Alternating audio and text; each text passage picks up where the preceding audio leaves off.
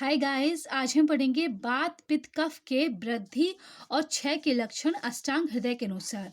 तो बात पित्त कफ जो तीन दोष हैं उनकी वृद्धि यानी कि बॉडी में इंक्रीमेंट, उनके अमाउंट में इंक्रीमेंट होने पर या उनके अमाउंट में डिक्रीमेंट होने पर, डिक्रीज होने पर क्या लक्षण, क्या सिम्टम्स आते हैं बॉडी में, अष्टांग हृदय के अनुसार देखेंगे आज हम। अष्टांग हृदय के रचयिता हैं आचार्य बागभट्ट। तो आचार्य बागभट्ट या फिर अष्टांग हृदय कह सकते हैं, आचार्य बागभट्ट कह सकते हैं। तो इन्होंने जो बात पित्त कफ के वृद्धि यानी कि इंक्रीमेंट और डिक्रीमेंट, क्षय के लक्षण जो बताए हैं, सिम्टम्स बताए हैं, वो आज हम देखेंगे।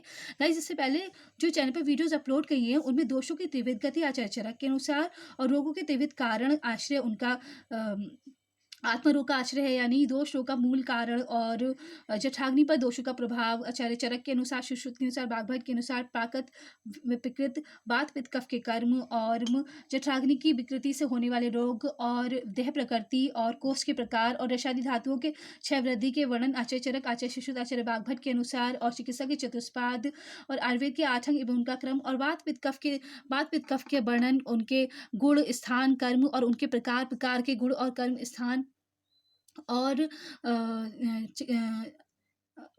स्वस्थ पुरुष की परिभाषा आचार्य चरक के अनुसार और आयुर्वेद के 8 अंग, आयुर्वेद के प्रयोजन, आयुर्वेद के अवतरण, ये सब हम पढ़ा चुके हैं। अब तो आप चैनल पर जाके वीडियोस चेक कर सकते हैं, सुन सकते हैं, रीड कर सकते हैं, राइट कर सकते हैं, जैसा आपको कंफर्ट हो आप वैसा कर सकते हैं। ठीक है गाइस, तो आज हम पढ़ते हैं बात पित्त कफ के क्षय और वृद्धि के लक्षण अष्टांग हृदय के अनुसार। तो बात वृद्धि के लक्षण का श्लोक देखते हैं। वृद्धस्तु कुरेते अनिला काशर्य काषर्णयो उष्ण कामत्व कंप आना शक्रत ग्रहान बल इंद्रिय भ्रंश प्रलाप भ्रम दीनता। इसका रेफरेंस है अष्टांग हृदय सूत्र स्थान 11 चैप्टर, और 11 चैप्टर का नाम है दोष आदि विज्ञानी अध्याय, उसका 5th and 6th श्लोक। तो श्लोक के प्रत्येक शब्द का अर्थ देखते हैं। वृद्धस्तु कुरुते अनिला, अनिल मतलब वायु, कुरुते मतलब करने पर, वृद्ध मतलब बड़ी हुई। जब वायु वृद्ध हो जाती है तब क्या लक्षण होते हैं वो देखते हैं। काशर्य मतलब कृष्णता, कृष्ण मतलब लीन एंड थिन बॉडी। फिर है काशर्ण्य मतलब कृष्णता, कृष्ण मतलब कालापन। फिर है उष्ण कामत्व, उष्ण कामत्व मतलब उष्ण की इच्छा, क्योंकि वात जो है वो शीत गुण वाला होता है। तो हमें जब शीत गुण बहुत ज्यादा बढ़ जाएगा, यानी कि वात बहुत ज्यादा बढ़ जाएगा, तो हमें उष्ण की इच्छा होगी, उष्ण की अभिलाषा होगी। उष्ण कामत्व मतलब उष्ण की अभिलाषा, यानी कि उष्ण मतलब हॉट चीजें खाने की इच्छा, हीट की इच्छा होगी। ठीक है। फिर है कंप मतलब बेबथू या शिवरिंग, शरीर में कंपन होगा, क्योंकि शीत ज्यादा बढ़ जाएगा, वात ज्यादा बढ़ जाएगा, वात मतलब चंचलता, तो शरीर कपकपाने लगेगा, शरीर में शिवरिंग होगी। और आना मतलब आंत गति का अवरोध, आंत गति, आंत मतलब इंटेस्टाइन, इंटेस्टाइन में जो स्पीड है, जो पेरिस्टाल्टिस मूवमेंट हो रहे हैं उसमें अवरोध हो जाएगा, क्योंकि वायु बढ़ रही है तो वायु वहां पे आकर वायु वहां पे ब्लॉकेज कर देगी, वायु वहां इकट्ठी हो जाएगी इंटेस्टाइन में। तो इंटेस्टाइन में इकट्ठी हो जाएगी तो फिर वहां पे अवरोध हो जाएगा, जो फूड वहां पे मूवमेंट कर रहा है, डाइजेस्टिव फूड या डाइजेस्टिव फूड होके मूवमेंट कर रहा है, वो उसका ब्लॉकेज हो जाएगा आंत वृद्धि में, तो उसे कहते हैं आना। फिर यह सकृत ग्रह मतलब पुरीशपन, मतलब पुरीश जो है उसका डिफिकेशन नहीं होगा, उसका एक्सक्रीशन नहीं होगा बॉडी से, फीकल मैटर बॉडी के अंदर ही बंद हो जाएगा, मतलब उसके अंदर उसे कहते हैं पुरीश बंद या सकृत ग्रह। ठीक है। फिर है बल भ्रश मतलब बल का नाश हो जाएगा। और निद्रा नाश मतलब नींद नहीं आएगी हमें, नींद आएगी ही नहीं, अल्प निद्रा या अति निद्रा नहीं, निद्रा नाश ही हो जाएगा वात वृद्धि में। ठीक है। फिर इंद्रिय विकृति मतलब जो हमारी 5 ज्ञानेंद्रिय हैं, 5 कर्मेंद्रिय हैं, एक उभेंद्रिय यानी कि जो मन है वो ज्ञानेंद्रिय भी है, कर्मेंद्रिय भी है, ये जो 11 एकादश इंद्रिया है इनके कर्म में विकृति हो जाएगी। ठीक है। और प्रलाप मतलब डेलीरियम मतलब असंभत प्रलाप, डेलीरियम मतलब होता है अनकॉन्शियसनेस, वो क्या कह रहा है, क्या सुन रहा है, आसपास क्या हो रहा है, उसको डेलीरियम हो जाएगा, उसको प्रलाप हो जाएगा, समझ में नहीं आएगा कि हो क्या रहा है। ठीक है। वो अनकॉन्शियस हो जाएगा। फिर भ्रम मतलब चक्कर आना। फिर है दीनता मतलब ग्लानि मतलब होता है अस्पष्टता या फिर कंफ्यूजन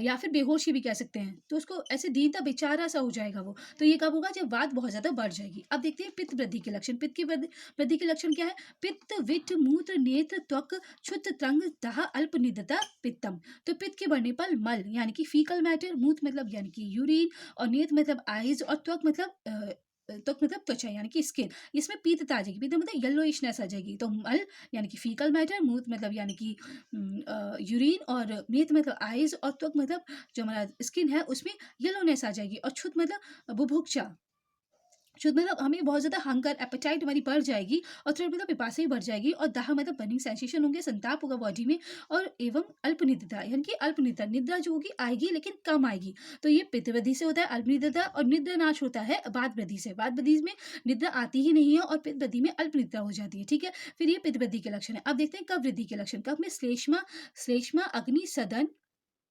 अग्निसदन प्रशेक आलस्य गौरवम श्वैत्य शैत्य श्रथांगत्वम श्वासकास अतिनिधिता। तो इसका रेफरेंस है अष्टांग हृदय सूत्र स्थान 11 यानी कि 2 शादी विज्ञानी अध्याय का 7th एंड 8th श्लोक। तो अग्नि श्लेष्मा से अग्निसदन होगा। अग्निसदन मतलब अग्निमाद्य। अग्निसदन का अग्निमाद्य क्यों होगा? क्योंकि अग्नि जो होती है वो पित्त होता है। पित्त का जो गुण है वो है उष्णता और कफ जो है वो शीतता। कफ जब बढ़ जाएगा तो यानी कि शीतता बढ़ गई तो वो अग्नि को मंद कर देगा यानी कि स्लो कर देगा। अग्नि को थोड़ा लेस कर देगा मतलब उसके अमाउंट को में अग्नि के अमाउंट में कमी आ जाएगी, अग्नि मंद हो जाएगी। फिर है प्रशीक। प्रशीक मतलब सलाइवेशन होगा। आलस्य मतलब लेथार्जिकनेस होगी।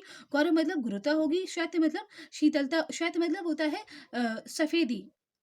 श्वेत में तो होता है सफेदी। तो कफ जब बढ़ेगा तो बॉडी में सफेदी आ जाएगी क्योंकि कफ का जो गुण होता है वो होता है श्वेत। तो श्वेतता बढ़ जाएगी और शैत्य शैत्य मतलब शीतलता और कफ का गुण होता है शीत। तो जब कफ की वृद्धि होगी तो बॉडी में शीतलता बढ़ जाएगी। फिर है श्वेतांगता। श्वेतांग मतलब बॉडी शिथिल हो जाएगी। वात की वृद्धि से क्या होता है हमारी एक्टिवनेस बढ़ती है तो हम एक्टिवली वॉक करते हैं, एक्टिवली हर बॉडी को करते हैं। और कफ की वृद्धि से शिथिलता आ जाती है बॉडी में तो हमारी बॉडी ढीले ढाली हो जाती है। तो वो शिथा अंग शिलथ अंगता शिलथ मतलब बॉडी ढीले ढाली हो जाएगी। श्वास कास श्वास होगा यानी कि श्वास इंस्पिरेशन एक्सपिरेशन प्रोसेस में डिफॉर्मिटी होती है। श्वास कास मतलब कफ यानी कफ होगा और अतिनिद्रा। अतिनिद्रा मतलब बहुत ज्यादा नींद आएगी। जब कफ बढ़ जाएगा हमारी बॉडी में तो अतिनिद्रा हो जाती है। कफ वृद्धि के लक्षण है। तो वात वृद्धि से होती है निद्रा नाश, पित्त वृद्धि से होती है अल्प निद्रा और कफ वृद्धि से होती है अतिनिद्रा। ठीक है, अब हम देखेंगे